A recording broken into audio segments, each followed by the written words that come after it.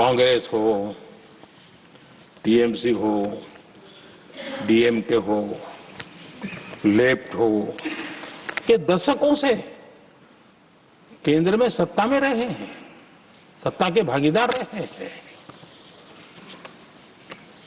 राज्यों में भी उनको सरकारें चलाने का अवसर मिला है, लेकिन उनकी पहचान क्या बनी?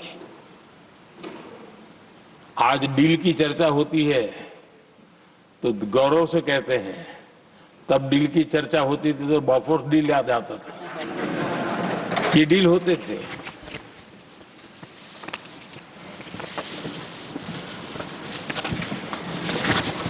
उन्होंने सिर्फ जेब भरने का काम किया। नागरिकों के जीवन में बदलाव आना उनकी प्राथमिकता नहीं थी। आदरणीय सभापति जी, मैं कुछ उदाहरणों के साथ भी बात बताना चाहता हूं क्योंकि यहां चर्चा में ये सारे विषय आए हैं और इसलिए मुझे कहना बहुत जरूरी है। अब एक उदाहरण देता हूं मैं बैंकिंग सेक्टर का। बैंकिंग सेक्टर एक प्रकार का अर्थव्यवस्था की ग्रिड होता है। 2014 से पहले फोन बैंकिंग का कालखंड था। नेता के फोन जाते थे और उसके आधार पर करोड़ों रुपया दे दिए जाते थे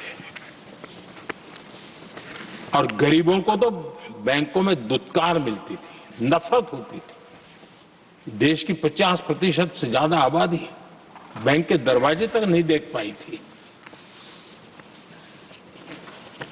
कांग्रेस के नेताओं के फोन पर अरबों रुपये लोगों को दे दिए गए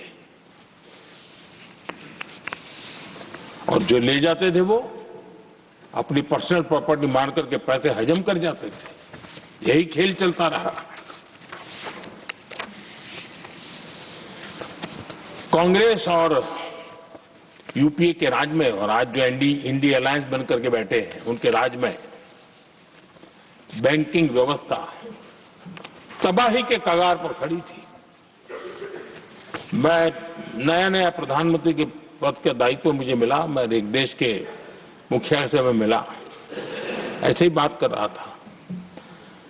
मैंने कहा बैंकिंग की दृष्टि से हम कुछ चाहिए। उन्होंने कहा पहले एक बार साहब जरा अभी आप नए हो, आपके बैंकों की व्यवस्था का अध्ययन कर लीजिए।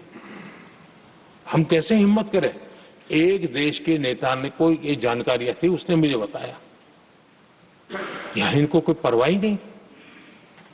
यानी एक प्रकार से उन्होंने जिस प्रकार से बैंकिंग व्यवस्था को एनपीए के पहाड़ खड़े हो गए थे। जहां भी देखो चर्चा चलती थी, एनपीए का क्या होगा, एनपीए का क्या होगा, कैसे बचेंगे।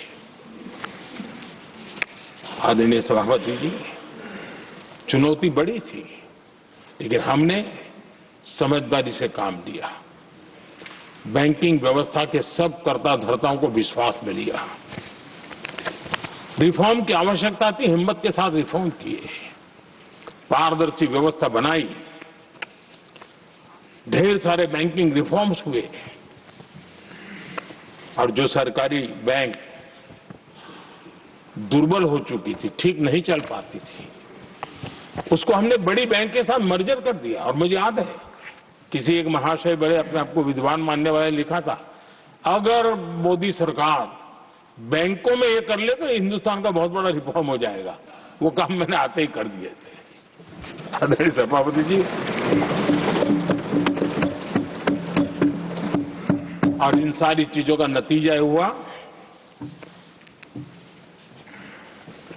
बैंकों में जो बीमारी घर कर गई थी, उस बीमारी से बैंकों को मुक्ति मिली।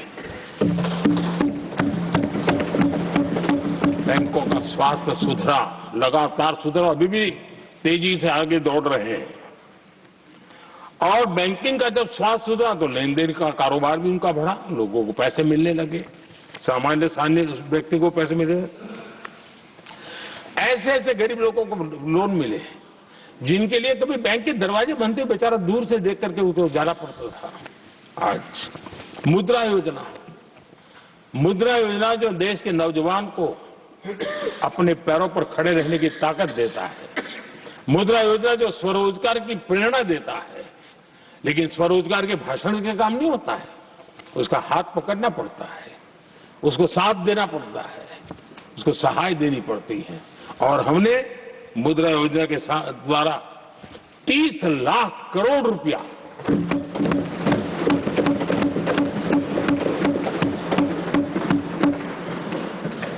₹30 लाख से ज्यादा लोन मुद्रा योजना के माध्यम से और बिना गारंटी देश के नौजवानों के हाथ में दिया और उन्होंने अपने कारोबार को आगे बढ़ाया। और गर्व की बात है, उसमें बहुत बड़ी मात्रा में माताएं बहनें भी हकदार बनी, लाभार्थी बनी।